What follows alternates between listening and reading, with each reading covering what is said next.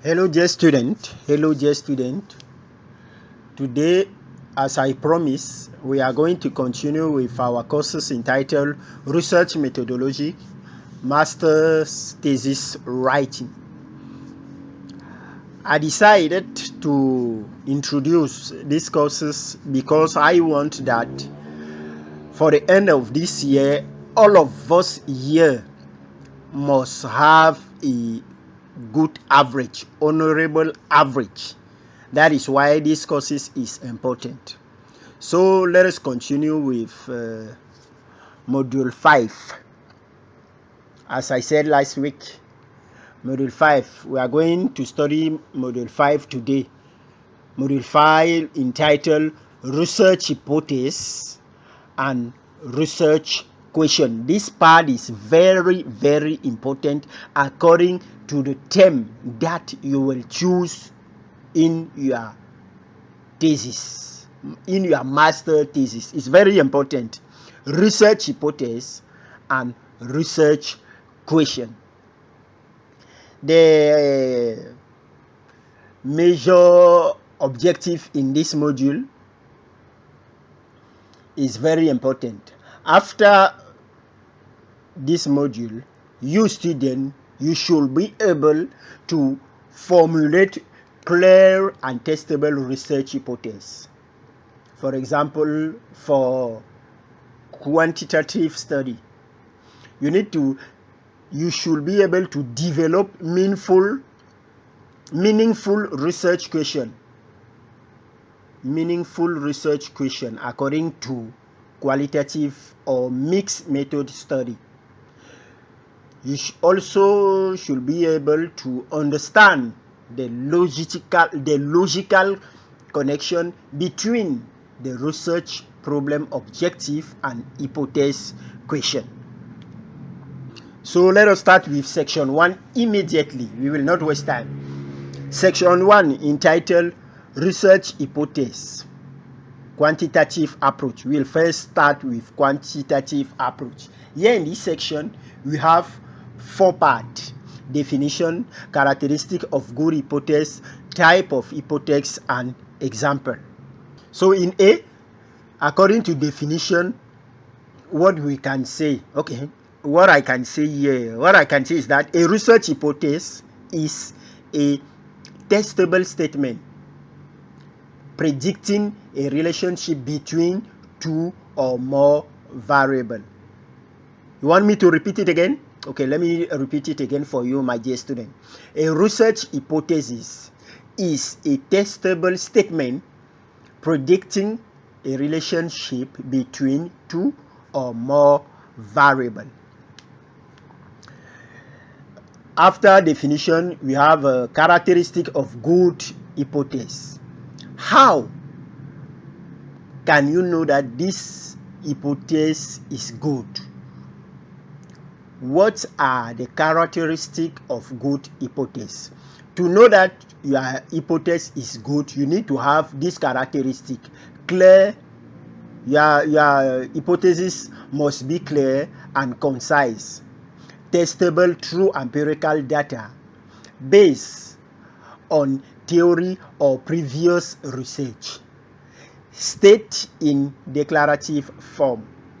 If you have these 4 characteristics, just believe that your hypothesis is good. You want me to repeat it again? The 4 major characteristics of good hypothesis is like this: clear and concise, testable through empirical data based on theory or previous research, state in declarative form. After characteristic of good hypothesis, we have type of hypothesis. When I'm talking about type of hypothesis, you need to know that you have 2 major hypotheses. Null hypothesis, assume no relationship or effect. You also have alternative hypothesis. Alternative hypothesis predict a specific relationship or effect. So in type of hypothesis, you have null hypothesis and you have alternative hypothesis. Null hypothesis assume no relationship or effect. Alternative hypothesis predict a specific relationship or effect. Then in 4 you have example. Which type of example can I give you, my dear student? In null hypothesis, there is no significant relationship between training and employer performance. Then in alternative hypothesis, you have training. You need to know that training has a significant positive effect on employee performance. Directly after that, immediately after that, we have section 2. In section 2, we are talking about research question, qualitative and mixed approach. What am I called by research question, qualitative and mixed approach? Definition, you have here definition, characteristic of good research question, type of research question, then example. In definition, you need to know that a research question is a broad inquiry that guides the exploration of a phenomenon, often when variables are not predefined. Characteristic of good research question. You need to know that your research questions are good, you need to have these 3 characteristics: focus and align with the problem, open-ended, especially in qualitative research, relevant and significant in the academic file. Then the type of research question. The type of research question, you need to know that you need to have descriptive question, exploratory question, comparative question, and explanatory question. Descriptive question, let me give an example. What is happening? That is descriptive question. What is happening, for example. Exploratory question. Why or how is it happening? Why or how is it happening? That is what I'm calling exploratory question. Then comparative question. In comparative question, let me give you an example. What are the difference between maybe a concept, maybe between hypotheses, so that the main question according to comparative question, what are the difference between the element? Now I should give explanation. That is why I'm talking about explanatory equation. For example, what cause or explain. That's all. After that, we have example. In example, you need to know how to study chain disruption affects small business resilience in Cameroon, for example. How do supply chain disruption affect small business resilience in Cameroon? That is one example. So my dear friend, let us continue with our module.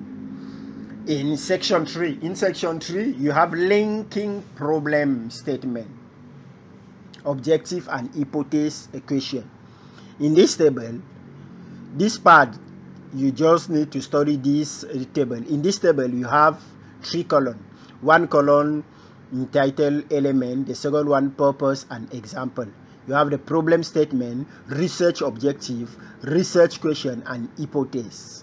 When I'm talking about problem statement, in problem statement, you need to identify the issue to be studied. Research objective, you need to clarify what the research aim to achieve. Research question, pose the inquiry. Hypothesis, suggest a testable relationship. Then in example, in the last column, you have any type of I gave you some example of that element.